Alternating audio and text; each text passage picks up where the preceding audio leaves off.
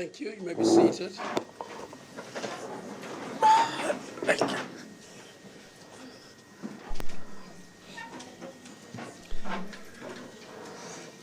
Advocate Nguchana. Thank you, Justice Moseneke. We will introduce this morning a further witness by the name of Major General Charles Johnson from the SABC to take us through about the process of investigating this death. In which language do you want to testify, Major General? English. In English. Would you...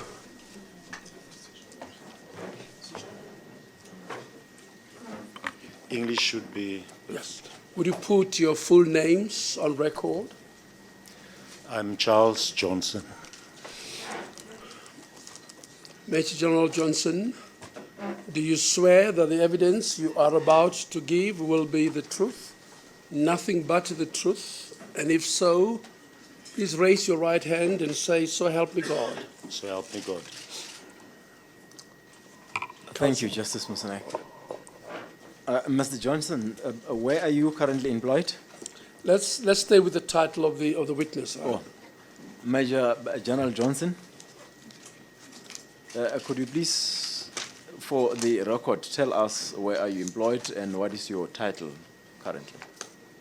I'm a member of the South African Police Service. I currently hold the rank of Major General, and I am the component head for Crime Investigation Service within the Division Detective Service at the police headquarters in Pretoria. Yes. And so it will be correct that I should address you as Major General Johnson. I don't have an issue of how I'm being addressed, Justice. It's fine. Thank you. Now, you are here in a particular capacity, and we stick to that.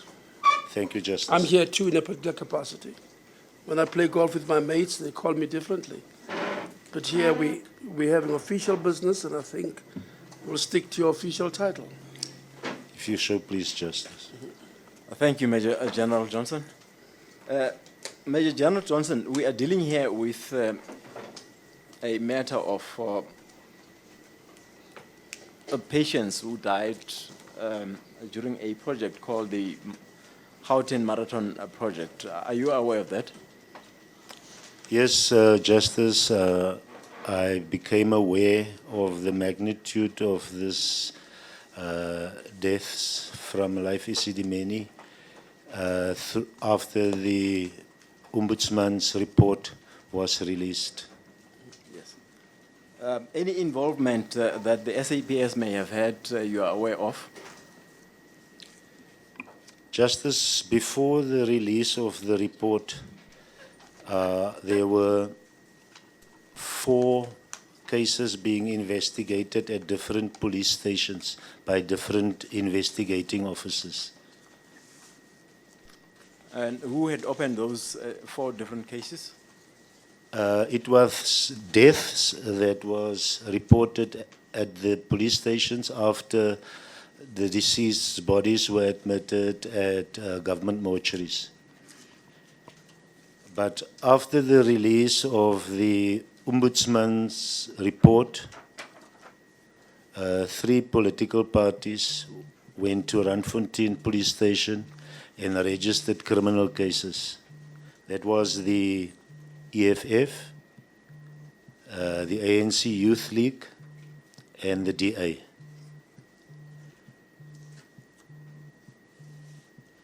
I then, on the 24th of February, arranged and had a meeting with Dr. Lebete at the Gauteng Department of Health, where I requested information. Shall we add the year, Major General? 24th This February? year, 2017. 2017, thank you. Where I requested information relating to the Life Esidimeni matter. Now, Dr. Lebete was, or indicated to me that he would assist and that I would be presented with the information within a week. After some time, I'm not sure how long it is, when I phoned the doctor again, he informed me that I should rather do a written application for the information to the DG. And what Which- was Dr. Lebeto's position within the department then? I'm not sure, Justice, but I was referred to him. So I had a meeting. He knew of the incidents. He knew of the records that were in the department's possession, and he indicated that he would cooperate and assist with us. So I was surprised after a while that when I contacted him, he indicated that I should rather work in writing through the office of the DG, which I never did. And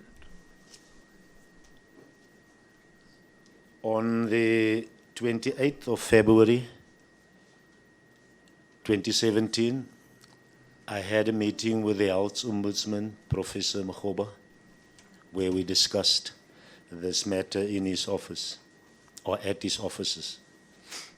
He provided me with documentary evidence or information containing names of deceased as well as a copy of his report. And were these the commencement of investigations on these matters, or what were you doing at? Could you with just this? repeat that?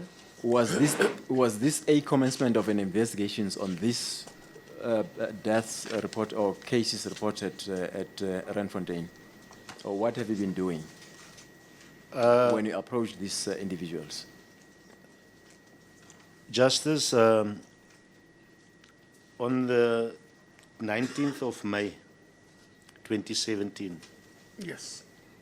because of the magnitude of the investigation and because 4 different investigating officers were investigating cases, I decided that it would be in our best interest and in the interest of the families of the deceased that we establish a task team, an investigating task team. Initially, I took the 4 people of Gauteng and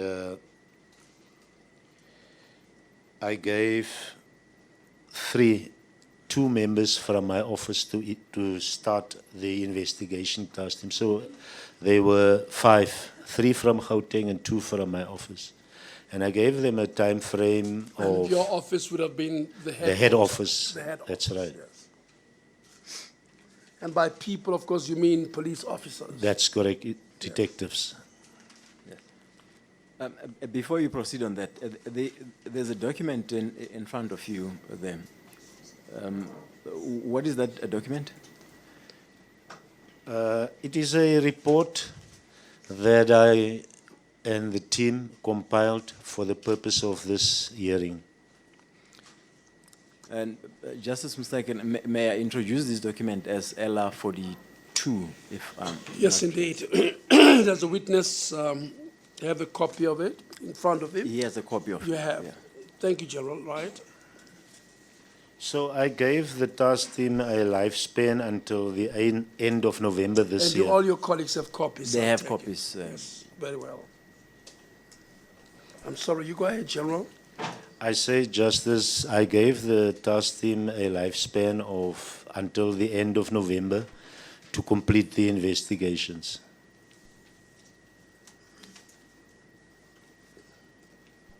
But November 2017. that is correct, Yes. Justice. But as time went on, we realized that there's a magnitude of investigation that had to be conducted, and there were also challenges that the team experienced. So firstly, they would not be able to make the deadline of end of November 2017, and I had to make a decision to increase the numbers of the task team. Yes. So I added another 3 members, investigating officers from my office. And how many deaths were you investigating? Currently, the team comprises of 8 investigating officers, led by Lieutenant Colonel Ditabu from my office.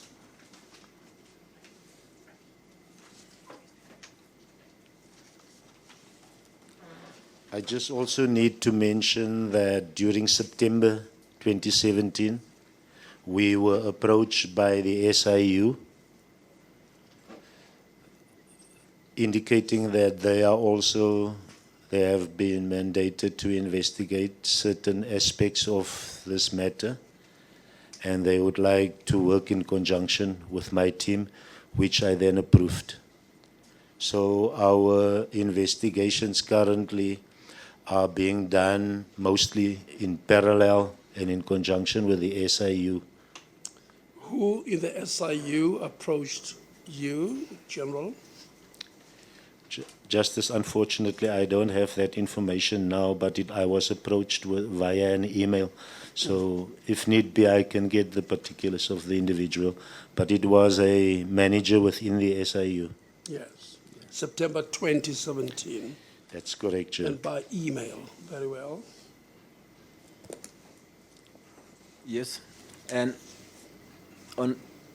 that is on ELA 42, the document in front of you, the second paragraph there, that is number 2.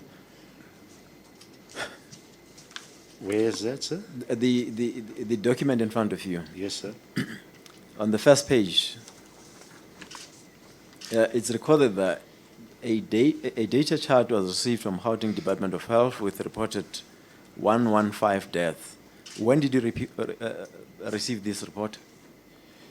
The team, with their engagements with the department, received a list, and on that list, 115 names of deceased were provided to the team. From that list, during our investigations, we established that one individual was still alive, and we obtained a statement from the family in that regard. Now, currently, Justice, the team can account for 127 deaths. So we are investigating 127 files currently, as the deaths emanated from direct or indirect transfers of patients from Life Esidimeni to NGOs and other health institutions. I would just want to give a breakdown of this 127, if Justice allow me. Yes, indeed. Please do. Of the 127, 38 case dockets of inquests are registered in terms of the Inquest Act. And the rest, the 89, are being investigated as inquiries by the team. Just to explain, Justice, why we have that distinction between the investigations. The 38 deceased were admitted, or their bodies were admitted at government mortuaries as being unnatural deaths. Now, on this 38 bodies, a total of 30 autopsies were conducted. Therefore, on 8 bodies, no autopsies were conducted. We received an indication from a pathologist that on 4 of the bodies, autopsies were not conducted because that pathologist, we will have the name from the team if need be, was of the opinion that an autopsy would not add value to the investigation. Is this the number of 38, out of the number of 38? Yeah, that's correct, Justice. Thank But you. that would be 4 of the 8. Yes. That's correct. Currently, we are, of this 38 inquests, we are awaiting 4 post-mortem reports. So we will, if and when we receive the reports, the team will have 34 autopsy reports. In the 89 inquiry files, we don't have any autopsy reports. Reason being that the deceased were buried as, or the families and and some of the NGOs obtained death certificates that indicate the cause of death as natural causes, and the bodies were buried. Now, Justice, the strategy that we are following is that because of some of the medical reports that we've seen, we have decided that we will regard all these deaths as unnatural causes until we can prove it otherwise. So, although we are investigating 89 inquiries, if we obtain evidence or documentary proof that these individuals did not die of natural causes, we will change the files into inquests in terms of the Inquest Act, and we will approach the prosecutor. I neglected to indicate that we have a senior public prosecutor, Ms. van der Westhuizen, or at Pretoria Magistrates Court, who is also working with the team.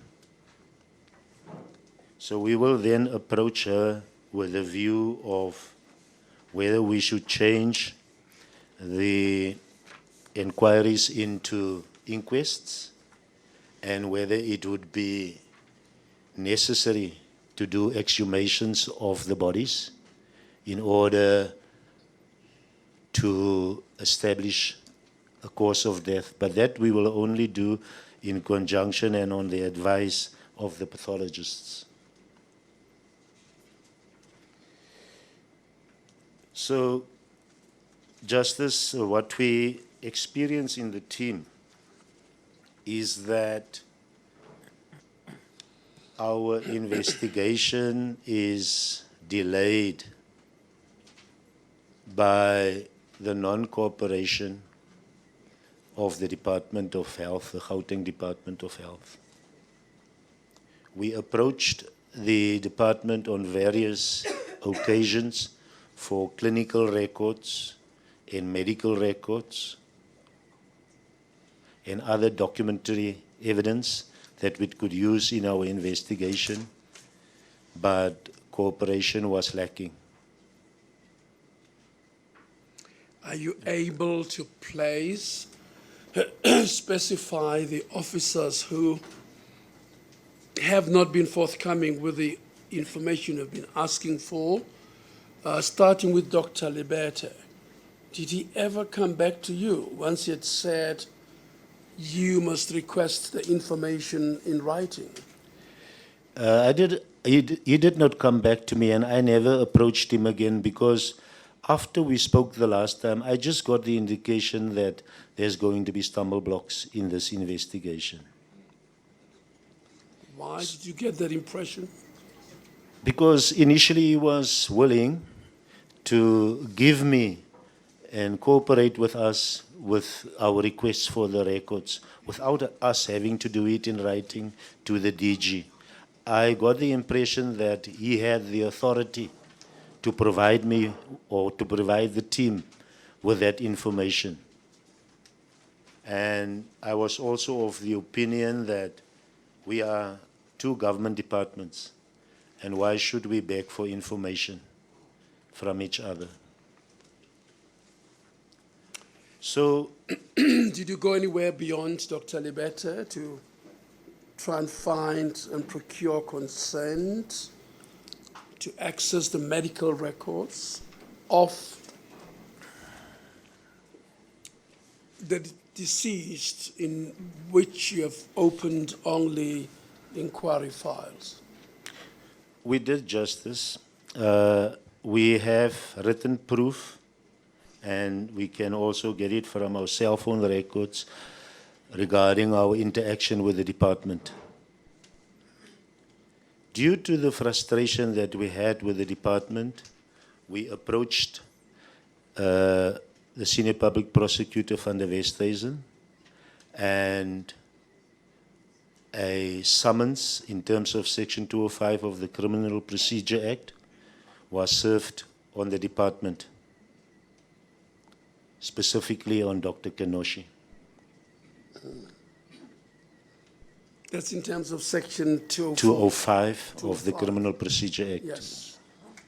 which determines that the police can, if a witness is reluctant to provide evidence, the person can be summoned to go and provide that evidence before a magistrate. So, Dr. Kenoshi I'm and retired, but I still remember something about that, General. yes, I know, it's from the olden days. Justice. Yes. But it's a So, good explanation for everybody in court. Yes, it's a coercive provision to place somebody under oath and require them to answer questions that may be put to them by the state prosecutor. And Or you're to- obliged in law to answer the questions or to provide exhibits and and documentation. documentation. Indeed. So the matter was in court in the Pretoria Magistrates Court at 3 times, and it has now been remanded for a final remand for the department to comply till the 12th of December in the Pretoria Magistrates Court. Now, since this matter had been in court, we received some documentation in drips and drabs, but we need to communicate with the department through M&S attorneys who is representing the department. So it frustrates our You mean the investigation. department referred the police and your investigating unit to their attorneys, and that you communicate with them through their attorneys? Is that what you're saying, General? That's what I'm saying, Justice.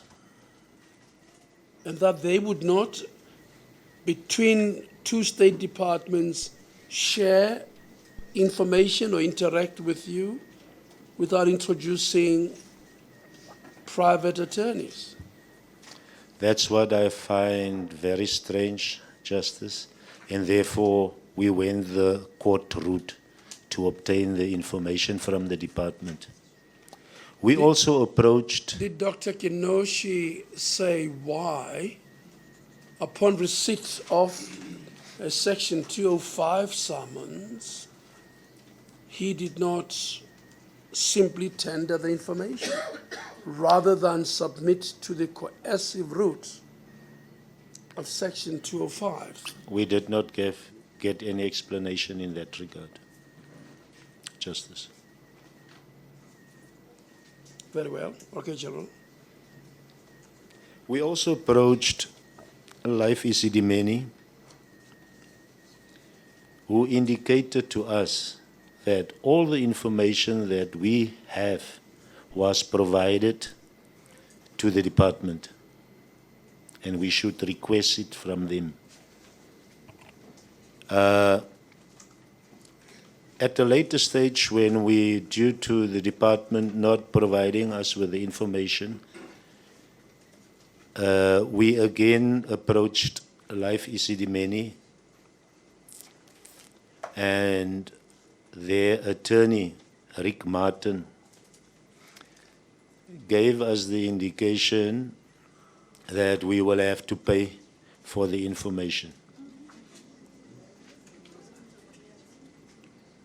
Now, Pay for the copying of the information or pay for the information? pay for the copying of the information, and that would have amounted to between 30 and 50,000 rand.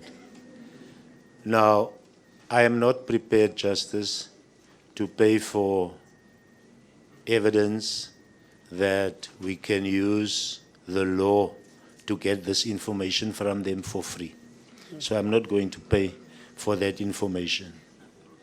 So my intention is to give them a time frame to provide us with the information, and failing which I will approach the court again to obtain the information from them.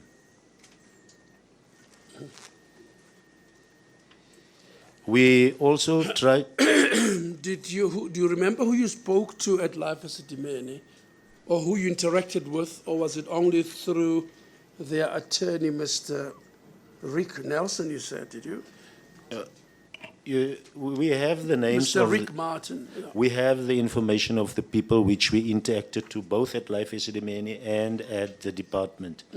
Maybe the team leader is here. Maybe I must request him to provide me with that information, which I can give to you. I would like you to do so, but then if it is in writing, General, and then we can, or if it is SMS records, then we can have it before us, because there will be witnesses from the department who will be coming after you, very senior officials from the department. So the documentation would help all the parties here. Thank you.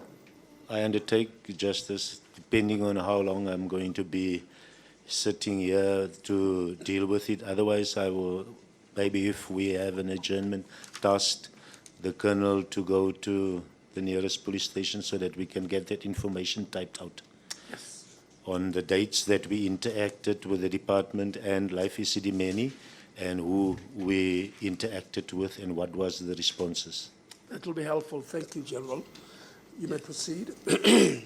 And I see here you are investigating a reported 127 deaths. Why is that so? It is because partly because we don't know, we don't have the hospital records, we don't have the clinical records of the people that was moved from Life Esidimeni, and we do not have most of the information and records, clinical records, medical records from the NGOs where the deceased were taken to. Yes. Most of these files of the NGOs are with the department. Oh. That's our information. We don't have proof that it is with them, but when we approached the NGOs, they said the files were handed over to the department. So it is critical, Justice, that we obtain the clinical files and medical files of the deceased from Life Esidimeni, because our information is that many of these patients were in Life Esidimeni for a very long time. Now we want to see and want to know what was the health condition there, and when were they admitted at the NGOs, and what was then the position of their health there, and what medication did they and treatment did they receive, and why, when they were in Life Esidimeni, they did not die, to be blunt. Yeah. But now when they went to the NGOs for such a short period, they died. So it's critical that we have both that medical history and the clinical records to determine whether there was any negligence or not. Yes. That is on the first page of this document. That is LR42. The second last block, it's recorded NGO stroke health institution. Underneath there's Precious Angel. And from underneath there, there's another block from Enka House in Cullinan to Precious Angels. So you have approached these institutions or NGOs requesting this information from them, and they informed you that the information Is with the department. is with the department, so they don't have anything else. They don't have. What we established also through our investigation, Justice, is that the center in Cullinan transferred patients that were in their care. And you mean the Cullinan Rehabilitation Center? That's correct, Justice. They transferred patients that were in their care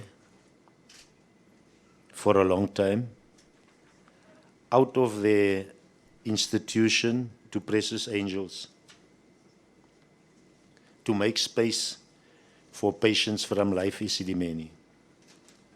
We interviewed an individual from Precious Angels yesterday, where we obtained information in this regard, but because of the investigations, in my view, with respect, Justice, is still sub judice, I would request that that I do not be asked to divulge the content of statements in any of these investigations. Yes. And subject to argument from counsel, yes, you should not divulge any of your interaction with witnesses at this stage. And Yep. Outside of there may be argument legally and which we will listen to if we have to get there, but for now, I think you're entitled not to divulge the information. Thank you, Justice. apart from the statements from we had obtained from witnesses, are you able to divulge the the post-mortem reports for our purposes here? Yes, Justice, I will, if you allow me, I would go through the 127 names that we have and what is critical, what is outstanding critical in that person's investigation for us to fast-track the investigation and maybe name the institution where this deceased was transferred to. I think we should go through that exercise, Major General. I think it's important. Let's put it on record. So deal with the lists in the way that you think is beneficial to us. Thank you, Justice. May I proceed, sir? Yes, we can proceed. Our first inquest docket is was registered at Attridgeville. The deceased is only known as Meme. We don't have a surname or a other name.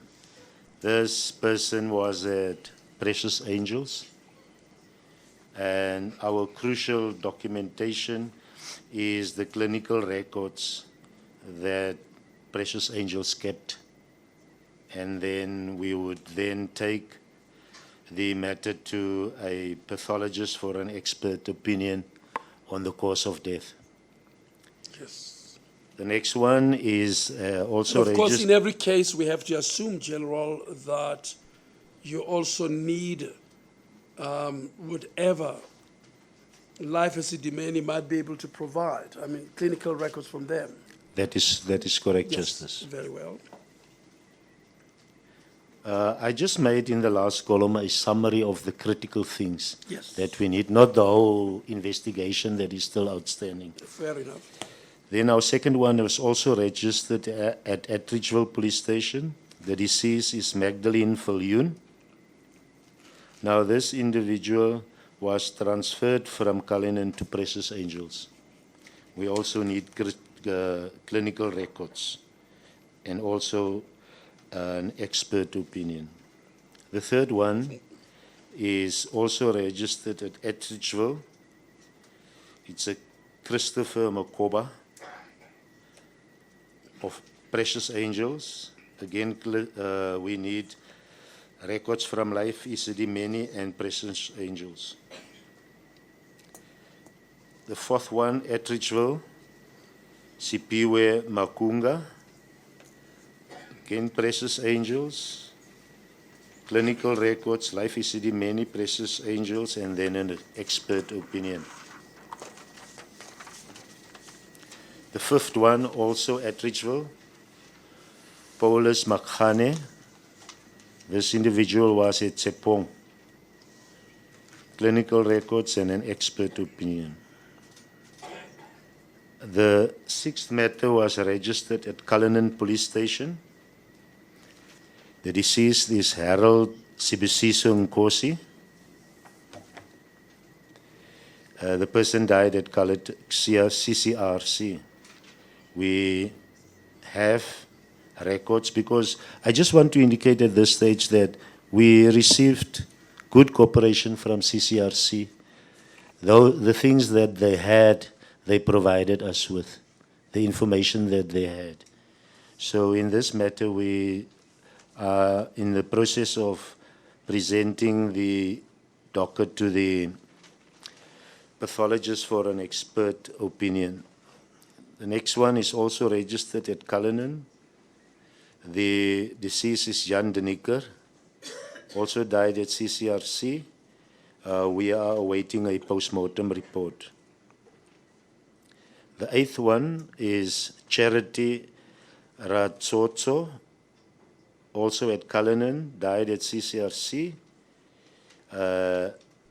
We are awaiting or we should still obtain a statement from the caregiver at the institution. I'm sorry, Gerald, let me interrupt you. I know several of the people attending are using earphones. Has the isiZulu interpreter got this, have this list, does he have this list before him? We're doing this because it's important for people who are here to know. So I want him to, as the general reads out the details, I would like him to translate them as accurately, both interpreters, Afrikaans as well as the isiZulu interpreters. If they could be given copies of this, please.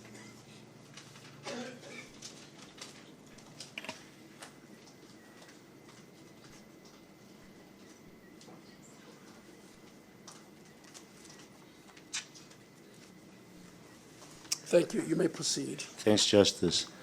I might also at this stage indicate that the names of the deceased is what we received, and there might be differences in the spelling or the pronunciation or even incorrect name. So I just want the Justice to take note of that. Yes. And that's why I want them, people who are here to hear, family members and loved ones, that they can go to their counsel and attorneys and say, actually, this is a correction needed and so on. Yes. Very well. The ninth individual deceased is known as Karen Lucille. Also CCR, the case registered at Cullinan. The docket is going to be presented for an expert opinion on the cause of death. Then we go back to Atteridgeville. Number 10 is Aaron Mkonazi. This deceased died at Tsepong. We still need to trace the next of kin to get a statement, and then we will be presenting the docket for an expert opinion. The 11th one is registered at Atteridgeville. Timothy Ngumalo. He died at Ubushle Bay in Nkosi. We also need to trace the next of kin of the deceased. The 12th one is Atteridgeville, Samson Schlapo, who died at Precious Angels. We need clinical records from Rabafeni and clinical records from Life Esidimeni. At this stage, maybe I should also indicate that the volume of patients that Precious Angels received necessitated them to use other facilities to accommodate the patients that they received through the department from Life Esidimeni. So if we talk about the person died at Precious Angels and we need records from a Rabafeni, it might be one that was, in actual fact, was supposed to be at Precious Angels but was transferred to another. What we also found is that in many instances, Precious Angels used private dwellings as institution to accommodate the patients. The next 13th deceased is Virginia Macafela from Anchor House in Cullinan to Precious Angels. We need the clinical records and an expert opinion. Number 14, at Ridgeville, Franz Decker died at Tsepong. An expert opinion is awaited. Number 15 is Sibusiso Mtombeni. This individual died at Bofelong Sirman. I think it's somewhere in Amanskra. An expert opinion is awaited. Then we go back to Cullinan. Howard Lowe, CCRC, and we need to trace the next of kin to obtain a statement. Number 17 is Soma Tlalani, also died at CCRC. We also need to trace the next of kin and obtain clinical records and an expert opinion. Number 18, Vuyo Aaron Dongwane, died at CCRC, clinical records and an expert opinion. Number 19, registered at Cullinan, Jacobus Burger, individual died at CCRC, clinical records we are waiting from Melody Hospital and records, also clinical records from Life Esidimeni. Number 20, reported at Cullinan, Tian Kraus, CCRC, postmortem report and records from Life Esidimeni. 21, Cullinan, Sizwe Shlachweo, from CCRC to Anchor House. We are waiting an expert opinion. Number 22, Cullinan, Leonard Breed, died at CCRC. We are waiting a statement of the COO of CCRC. We also need a statement from the next of kin. Clinical records from Mamelodi, Justice, and clinical records from Life Esidimeni. At Ridgeville, number 23, William Volane, Ubushle Benkosi. We are waiting a post-mortem report. Number 24 was registered at Pretoria West, Mashulwane Mangana, died at Precious Angels, clinical records from Precious Angels, Life Esidimeni, and an expert opinion. Number 25, Lucky Maseko, Precious Angels, clinical records from Precious Angels and Life Esidimeni, and an expert opinion.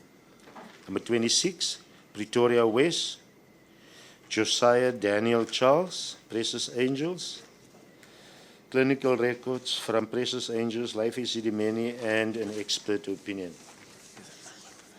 Number 27, registered at Pretoria West, Terence Chaba, died at Precious Angels, clinical records, both from Precious Angels and Life Esidimeni, and an expert opinion. We go back to Cullinan, Jaco Stolz, died at CCRC.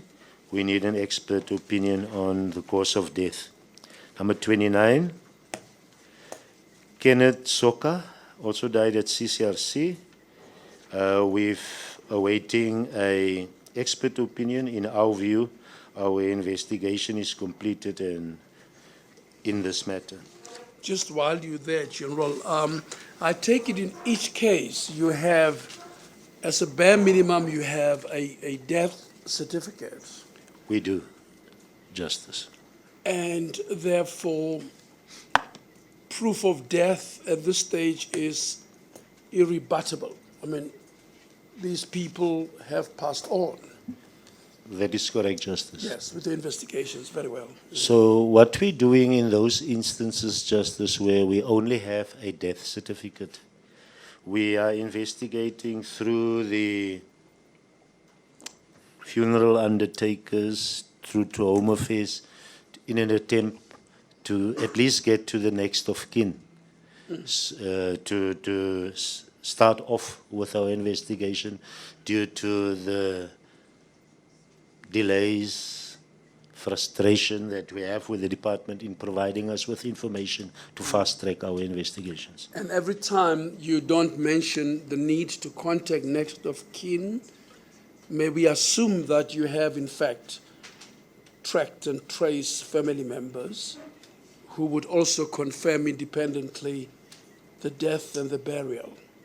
That is correct, Justice. Very well. Number 30, and I'm sorry to refer to the deceased as numbers, but it's Yes. just for purposes of progress, Justice. Yes, now that's well understood. Number 30, Krugersdorp. The deceased is known as Sam Masego Home. We are awaiting the expert opinion. Number 31, Joburg Central, Moses Mabena, Mosego Home. The investigation is completed. We will be submitting the docket for an expert opinion. Kagiso, number 32.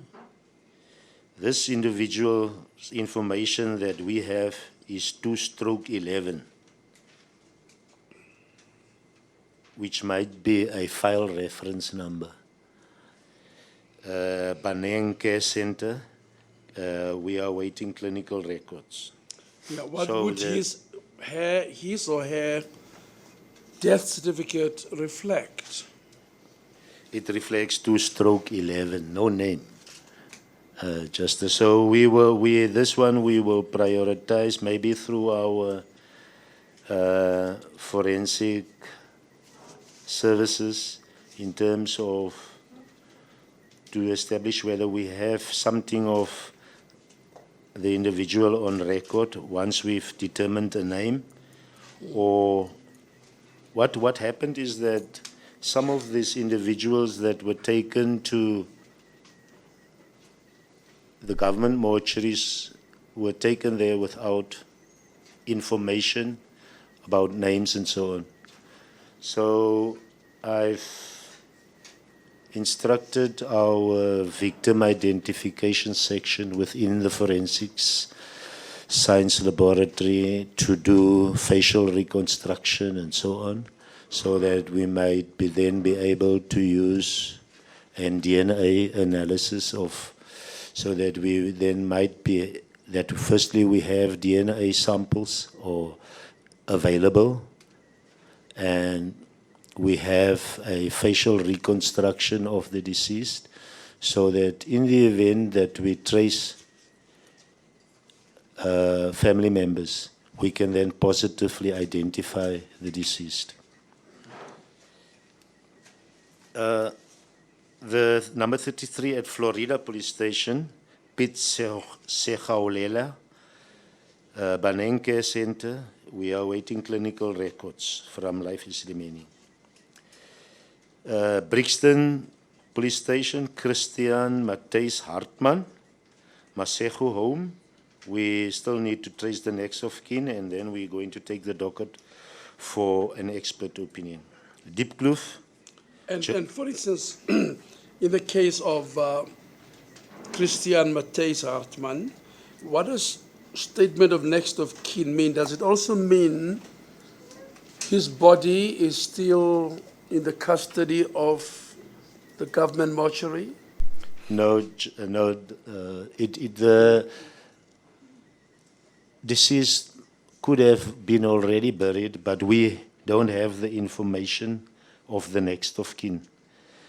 Because what we established is that in the clinical files or the hospital files of Life Esidimeni, the particulars of the next of kin as well as addresses and contact numbers are there. So if we get that, we can approach the next of kin for a statement to fast track our investigations and to determine when last did they visit or see the deceased, what was his medical condition in their opinion, and so on. That's the reason why it is important for us to interview the next of kin. Very well. The number 36 is at Cullinan, Joseph Gumede, CCRC, and we need a statement of a sister at CCRC. You may have jumped item 35, which is deeply off. Josephine Masuku, Takalani Masihu, and we need photo albums from the mortuary, and then a statement of the nurse, of a nurse at the institution where he succumbed. I'm going to number 37. Yes. Deborah Peshla, Takalani Mosehu. We need an expert opinion of cause of death. Number 38 at Cullinan, Mochabisi Michael Sholwe at Shama House. Statement of the next of kin and clinical records. That concludes the 38 inquest files that we are currently busy with the investigation. The next part is the 89 inquiry files that we are investigating. Remember, Justice, this inquiry files is based upon death certificates that we opened the files. Number 1 is Ntswel Lengwe Michael Mogeti. You see, I'm asking you to read this out in the hope also that many people the people who are here present would hear the names, and some would be next of kin, and they can walk up to their lawyers and say, I'm available to make the statement. But many other people, of course, we know, watch this as it is carried live, and it just increases the hope that people will come up and help you in your investigations. We'd appreciate that, Justice. Yeah, so I'm afraid we're going to have to show patience and go through this. I think it is an important I will also, Justice, provide the contact details of the team leader. So if anybody wants to make contact with the investigating team, they can do so freely. Yes. Number 1, I said, is Nshwelengwe Michael Mogeti. The person died at Mosehu. What we have is that the individual is 59 years of age. We also need clinical records and a statement from the next of kin. Number 2, Jonathan Motapu at Mosehu Hospital, a 64-year-old. Clinical records from Joseph Dadu Hospital in the West Rand. And where would you typically pick up the age of the deceased from the death certificate? That's right, Justice. Very well. You may continue. May I proceed, Justice? Yes, you may proceed. Thank you, General. Number 3 is John Mosloko, Mosehu Institution, 62 years of age. We need a declaration of death, and there are some other investigations that are still outstanding, which is not critical. Number 4 is Peter Mvundla, Mosehu, 58 years of age. Statement of the next of kin and clinical records from Life Esidimeni. Number 5, Rebecca Shlabati, also Mosehu, 87 years of age. Statement of next of kin, clinical records from Life Esidimeni, and the hospital records from Leratong Hospital. You will see, Justice, that we don't mention a police station where this matters has been registered. Because it was not reported at a police station, I've registered that as inquiries at my office, but on our crime administration system. Our crime administration system is the computerized system where we record reported crime. That will be criminal offenses, inquests, and inquiries for investigation purposes. If I may And proceed. when you convert this into, say, inquest dockets or other dockets, then you would Close off the inquiry. you'd close off the inquiry and it would bear which CR number? It will, what the process would be that I would then close the inquiry as file, duplicate of inquest, case number so-and-so, or murder so-and-so. And it can be issued from head office? We're doing it from my office. Yes. Okay. Because the people, myself and the people working in my office have access to all through the system to all the cases that is registered at the 1,144 police stations in the country. Very good. I was at number 5, Rebecca Shlabati, Moshego 87. We need Gauteng hospital records and Life Esidimeni clinical records and a statement of the next of kin. Number 6, Nicholas Anthony Yannick, Moshego Hospital, 68 years old. Statement of the next of kin, clinical records from Life Esidimeni and hospital records from Gauteng Hospital. Number 7, Johannes Sidney Longwane, Moshego, 67 years of age, statement of the next of kin and clinical records from Life Esidimeni. Number 8, Ishmael Makwe, Moshego. This was an 85-year-old individual. Clinical records from Life Esidimeni and a statement regarding the declaration of death. This declaration of death statement is just a formality relating to change statements to deal with how the body was handled from the time of death, being certified death, until the autopsy was conducted. So it's important for us to, in progress with our investigations, to have that statements. Of course, General, if the NGOs had not hurried to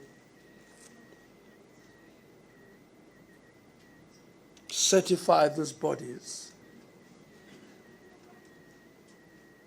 as being arising from natural causes, and if they had not hurried to have them buried, we wouldn't be here, isn't it? We would have had these bodies in the government mortuaries, Justice. We would have had post-mortem reports on the cause of death. In other words, their hurried response, in effect,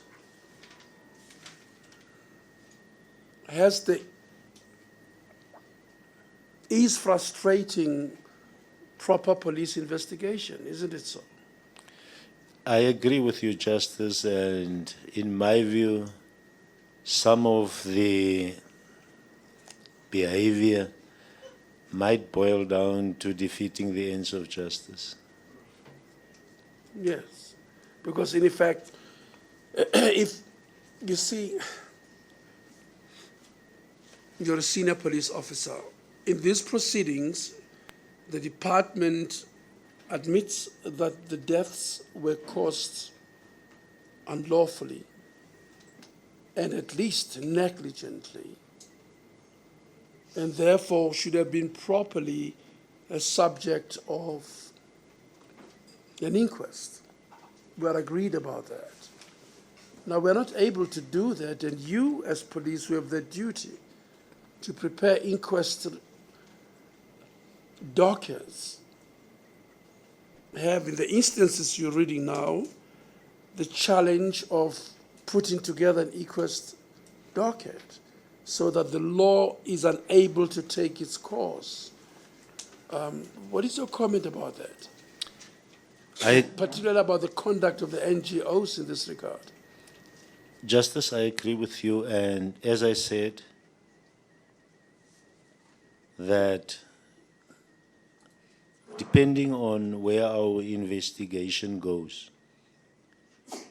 we should seriously, in consultation with the NPA, look at the possibility of registering and investigating cases of defeating the ends of justice. But I won't take that decision unilaterally. We will do it in consultation with the NPA based on prima facie evidence. Yes, and there might very well be other offences, isn't so, General? I'm sure the Council, when they ask questions, they'll put that to you. I mean, think about legislation on disposal of dead tissue. Isn't it so that the law sets out requirements for procuring, for instance, a burial order? That is correct, Justice. And it imposes an obligation around certification of the cause of death. And it may well be that as you investigate, we should find out whether NGOs followed the law in procuring, for instance, death certificates or burial orders, and certification as to causes of death, something which is quite crucial for the law to determine the cause of death of every single person who dies in our country, isn't it so? That is correct, Justice. The Inquest Act is clear on what should be investigated by the police.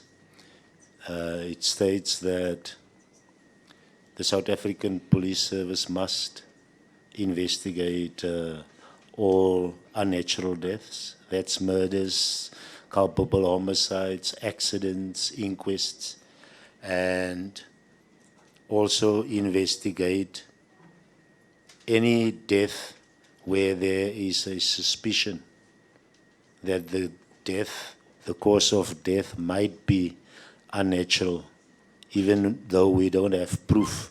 At that stage, we are obliged to investigate. So the process of investigation entails that a pathologist, in the employment of the government, must conduct an autopsy on the deceased to determine the cause of death. And then on the conclusion of the police investigation, the content of the investigation should be produced to a magistrate, who would then, in terms of the act, decide based on the evidence presented to the magistrate, firstly the cause of death, and whether the cause of death can be attributed to an individual or not, and whether that individual can be held criminally liable for the cause of death. That's the process. Yes. Oh, very well. Please continue. But what is clear is that you would have to expand your investigation in instances where you are not able to get people, for instance, bodies exhumed, you are not able to determine the cause of death. You still will have to consider what other offenses might have been committed in order to frustrate the normal course of justice.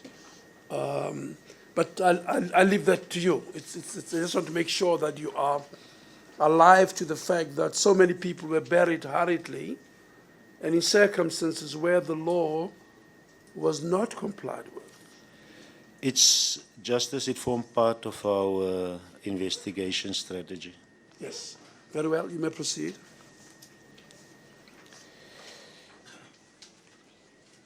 We are at Number eight. You had number 9, I think. Number 9, David Mabati Mosehu, 63 years old. We need to trace the next of kin. Number 10, Hermanus Bronkhorst Mosehu, a 56-year-old individual. We need to obtain a statement from the nurse who assessed this patient, and then we'll take our investigation further. Number 11, Fanasi Matlani Mosehu, 47-year-old individual. Statement of the nurse who assessed the patient and other investigations. Number 12, Mama Mbele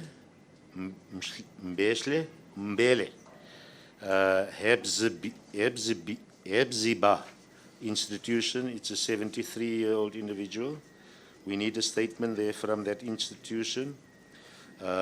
We also need to trace the next of kin through our own Criminal Record Center. That CRC on the report stands for the Police Criminal Record Center.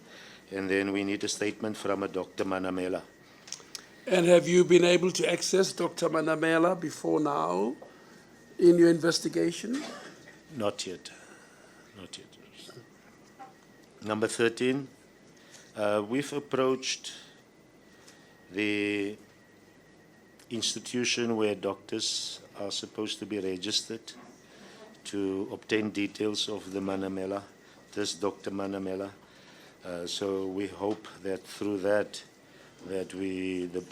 through that professional board, we will be able to obtain the details of the doctor and then interview the doctor.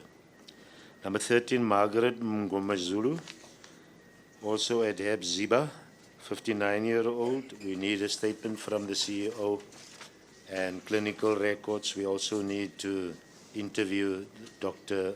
Manamela. Number 14, Lily Dimakatsu Mokhale, also at the Hebziba institution. We also need to trace the next of kin, clinical records from Life Esidimeni, and statement from Dr. Manamela.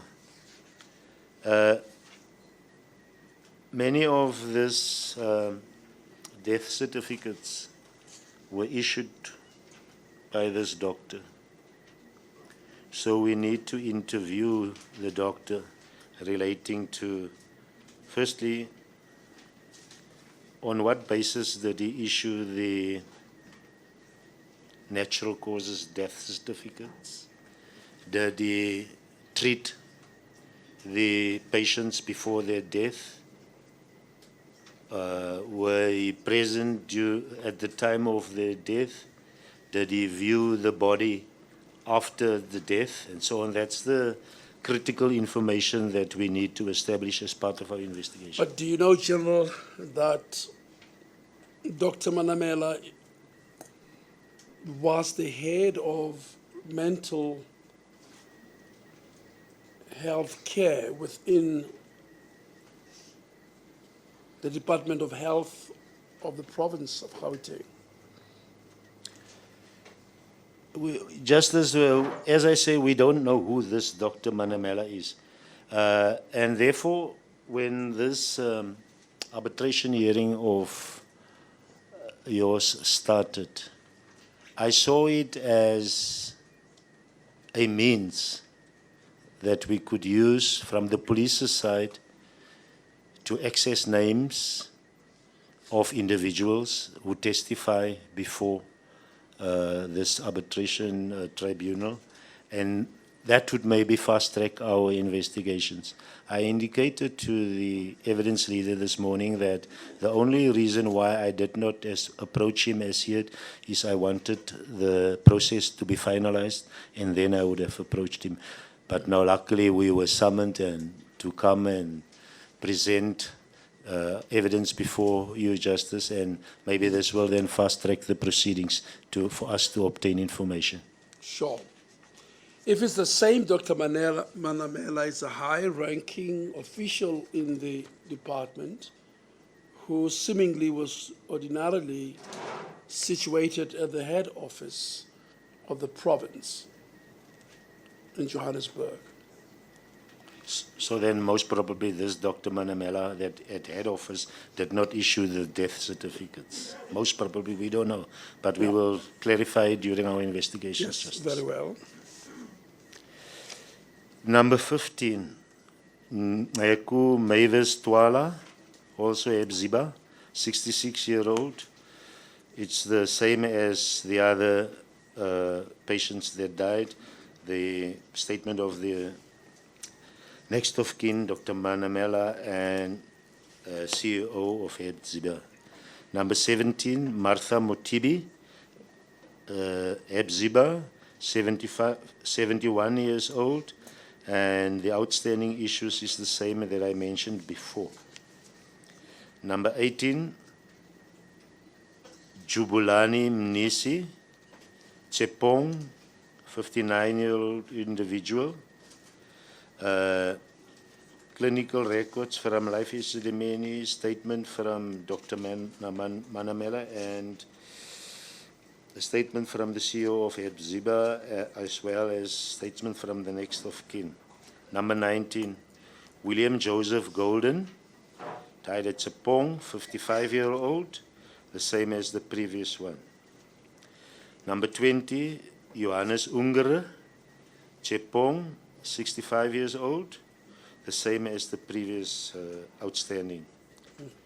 Number 21, Johannes Botha, Chepong, a 52-year-old individual, and outstanding is the same as the other that I've mentioned previously.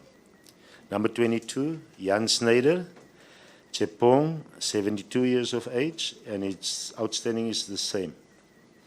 Number 23, Frederick Nelson, Chepong, 61 years of age, and the same outstanding matters as previously mentioned. Number 24. Where would Dr. Manamela have signed off on the declaration of death form? Where would her signature appear? Where would she have done the certification? We have a number of forms before us. I can't remember what the name of the form is. I'm sure counsel will put it to you. Yeah. But her name actually appears on the forms that you have to complete before you issue a death certificate. That's right. Thank you. That's right, Your Justice. So therefore, it's critical that in each of these cases, this Dr. Manamela provide us with an explanation in the form of an affidavit statement. May I proceed, Justice? Yes, you may. Thank you. Number 24, Jean Banana Rantwetswe, Lapeng Home, 72-year-old. We need to trace the next of kin. Number 25, Mamona Dupree, Takalani, Mosehu, 37 years of age. Here we need records from Jabulani Hospital.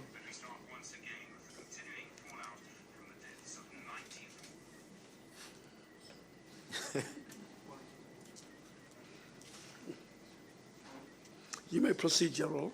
Clinical records from Baragwanath Hospital, clinical records from Lillian Goy Hospital, and clinical records from Bekim Shlangeni Hospital.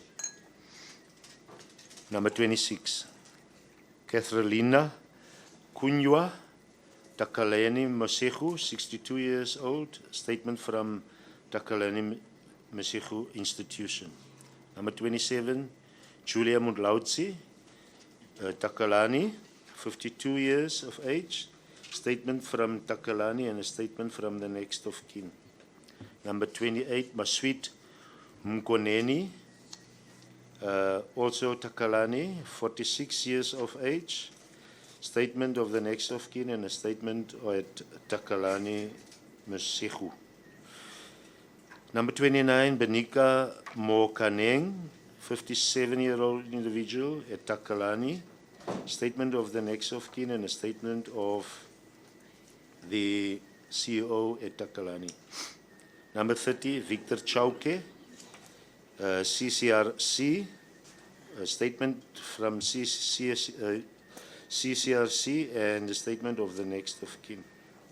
Number 31, Zanele Sekima, Takalani, 52-year-old individual, statement at Takalani and the statement of the next of kin. Number 32, Johannes Etzebet, died at CCRC, 71 years of age, statement of CCRC, next of kin, and the clinical records at Life Esidimeni. Number 33, Casual Mosiane, Takalani, 41 years of age, statement next of kin, clinical records, as well as a statement from Takalani.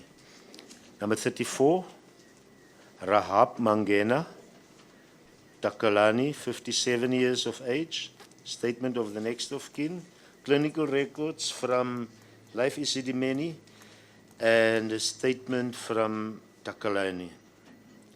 Number 35, Pusisizwe Shabalala, CCRC, 52 years of age. We need to trace the whereabouts of the next of kin. Statement from CCRC. Number 36, Bekumuzi Robert Sitole, 61 years of age. Statement at CCRC.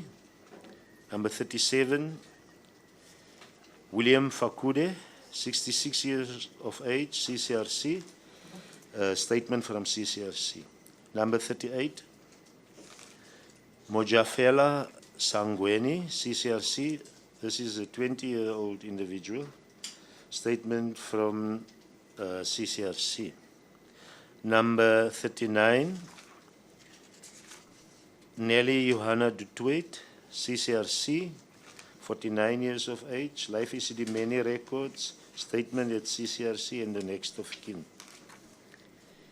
Number 44. Number 40, it's Christina Lale, 81 years of age, CCRC. We need a statement from a nursing sister, Manaka, a statement from a social worker, statement from CCRC, and clinical records from Life Esidimeni.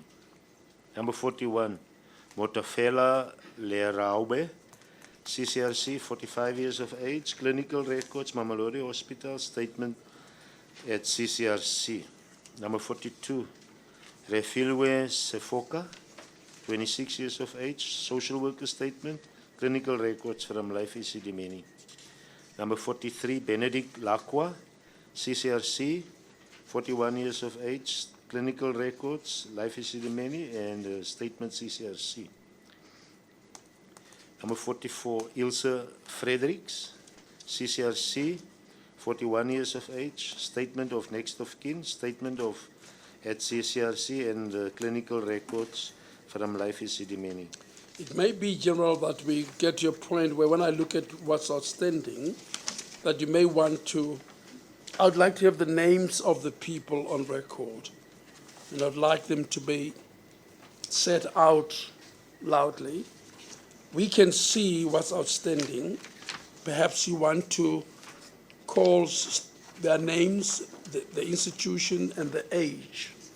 That will get us go a little faster, and yet what's outstanding would become quite clear by us looking at it. So I'd rather you then stay with those three columns rather than all four. Number Just 40. Moseneke, I'm advised that it's 11:39. It's time to adjourn. Yes, I think the General too would like to have some tea. He's going to be quite a while in the in the witness seat. So we're going to break now, General. And I hope they do give you tea and some cake. Then we can start again at 12 o'clock. But thank you for being here. We adjourn till 12 o'clock.